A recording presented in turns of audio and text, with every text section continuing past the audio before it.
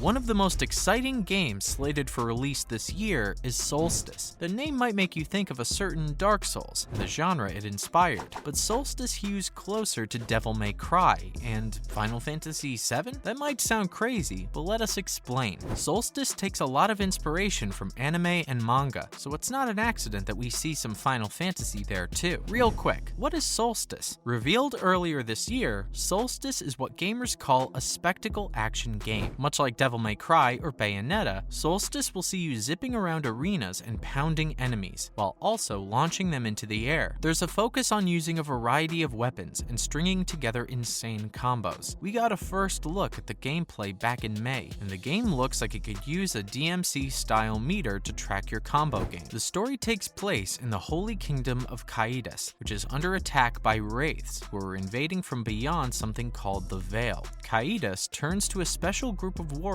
called the Chimeras. These are warriors that become stronger because their bodies are inhabited by pairs of souls. We play as Briar and Lute, two sisters who have been united into a chimera, and they now have superpowers. They're sent on a mission to retake a city from the wraiths, but they end up being dragged into a plan that's bigger than themselves. If you'd like to know more about the gameplay specifically, Reply Game Studios have been showing it off in various videos over the past year. For our purposes, we're going to be focusing more on the story and world building of the game. Now, the influence of Japanese media. When you look at the aesthetics and story of Soulstice, it becomes pretty clear that anime, manga, and Japanese video games have had a very strong influence on the developers. The game's creative director, Fabio Paghetti, has acknowledged a few of these influences. Berserk is one of the biggest influences on the look of the game, but you probably figured that out when you saw Briar's big, bulky armor and her giant sword. The dying world vibes are something Soulstice has picked up from Dark Souls, along with the title. Devil May Cry, Bayonetta, and Nier are also recent Japanese classics, and Soulstice's gameplay is clearly based on those. We sense some Nier vibes in the story and universe too. The developers have also acknowledged the influence of Claymore on the game, but we want to point out one influence on Soulstice that has gone unacknowledged by the developers at Reply Game Studios. It's not that they really needed to acknowledge, because this is a game and series that has subtly influenced the entire games industry. We refer, of course, to Final Fantasy VII and the universe of that game. Wait, what? It's a strange proposition, we know, but hear us out. We will acknowledge that there clearly isn't much of a comparison between the two in terms of gameplay. On the one hand, we have a spectacle action game, and on the other, we have a turn-based RPG. Soulstice shuttles you through its levels at breakneck speeds, while Final Fantasy has more of the slowed-down pace that we usually expect from RPGs. The stories are, in the broad strokes, different too. Final Fantasy VII's plot is inspired in many ways by Norse mythology, and it sees protagonist Cloud Strife working with Avalanche, an eco-terrorist organization. For its villains, Final Fantasy VII puts you against the president of a corporation, Sephiroth, the delusional dude with a god complex, and Genova, which is a whole other can of worms. There is a coincidental similarity in the plots of these two games. They both contain conspiracies that are far bigger than anything the characters had suspected before. Next, the real similarities between the two. For starters, Briar of Soulstice has a giant sword, just like Cloud. Okay, now let's get serious. The fact is that a lot of these similarities can be hard to see when you hold Soulstice up against the original PlayStation version of Final Fantasy VII because of the sheer difference of graphics between the two. Square Enix have definitely gotten the chance to better execute the vision of that world in the episodic remake that's rolling out over the next couple of years. While the backstories of the two games' universes are different, they have some similarities in how they're portrayed. Both games take place in a mix of urban and wilderness environments, and they both have a grim and gothic aesthetic to them. Final Fantasy may be more technologically advanced, but there's a feeling of how the more things change, the more they stay the same. If anything, the world of Soulstice might be more bleak, since the old-timey setting brings old-timey attitudes. The character designs are pretty similar too. Briar could totally be mistaken as Cloud's sister or cousin, and they have similar tastes in giant swords. The other humans in Soulstice are also designed in a similar vein as the characters of Final Fantasy, though their wardrobes are quite different. Now, the common ancestor of the two games. The fact that Soulstice and Final Fantasy share these elements in common seems to be more a coincidence than any actual case of Reply Game Studios taking elements from the old classic. Like we said, one of the reasons for that is Final Fantasy, and especially the 7th one, has just been a huge influence on video games as a whole. There are so many things that we take for granted in games today that could be traced all the way back to the 8-bit isometric games of Square's iconic series, but we think that there's a common ancestor that the games share, and it's one we brought up earlier in this video. The ancestor is Kentaro Miura's all-time classic, Berserk. This is a manga, and later turned into an anime that takes place in a dark fantasy world inspired by medieval Europe. We've already hit 2 touch points of Soulstice in Final Fantasy VII, and we're just getting started. The protagonist is named Guts, who works for the band of the Hawk Mercenary Group. They start off by doing mercenary stuff before coming into terrible contact with the supernatural elements of the Berserk universe. Guts goes off on a quest for revenge, armed with his giant sword and sporting a prosthetic arm that shoots arrows and cannonballs. Neither Final Fantasy VII nor Soulstice have a plot that quite matches the darkness and brutality of Berserk, but both games have clearly borrowed from it. Soulstice has taken more from Berserk, including the design and story of the protagonist, and the vibe and darkness of the setting, but it's pretty clear that Berserk ties these 2 games together, and ties them to many of the other games that have taken inspiration from this landmark manga. Should you get Soulstice if you liked Final Fantasy VII? Well, here's the thing. Soulstice looks like a fantastic game, and will hopefully be well worth your time to check it out, but not because of anything to do with Final Fantasy. Even within Square Enix's RPG franchise, Soulstice has more in common with the newer entries like 12 and 15 than 7. The story sounds really interesting. We love the idea of the protagonist being 2 sisters working together in one body. Most of the plot is surrounded in mystery, and we're intrigued about what's going on. And this could totally be the start of a new franchise, allowing Reply Game Studios to develop and explore more of the dark universe that they've come up with. As for the gameplay, if you've never played a spectacle action game before, you're in for a great time. Nailing the combos and decimating a room full of enemies without missing or taking a hit is so satisfying. It's also hard to do, but the practice and upskilling required to pull it off is a big part of the appeal. We recommend looking at a Devil May Cry game in the hands of a pro to see the utter madness that can be achieved at a high level of play. What about Final Fantasy VII? We probably don't need to tell you this, but Final Fantasy VII is one of the greatest games of all time. You should absolutely play it for that reason, and not because we compared it to Soulstice in this video. The only catch is that the original 90s version of the game hasn't really aged all that well, and while the remake is fantastic, it's being released in episodic form. The first of 3 parts was released in 2020, while the second is currently slated for release in 2023 or 2024. As for part 3, who knows? Maybe it wouldn't be a terrible idea to wait until the whole thing is out. That's it for our coverage of Soulstice. Are you as excited for this game as we are? If you weren't before, have the inspirations behind the game turned you onto it? And what did you think of our comparison between this game and Final Fantasy VII? Maybe you'd like to add something to it, or tell us how wrong we are. Sound off in the comments below, and keep your eyes peeled for the game's release on PC, the Xboxes, and PlayStation 5 on September 20th. You can also head on over to the game's website and sign up for a demo to try it out. And don't forget to like, share, and subscribe.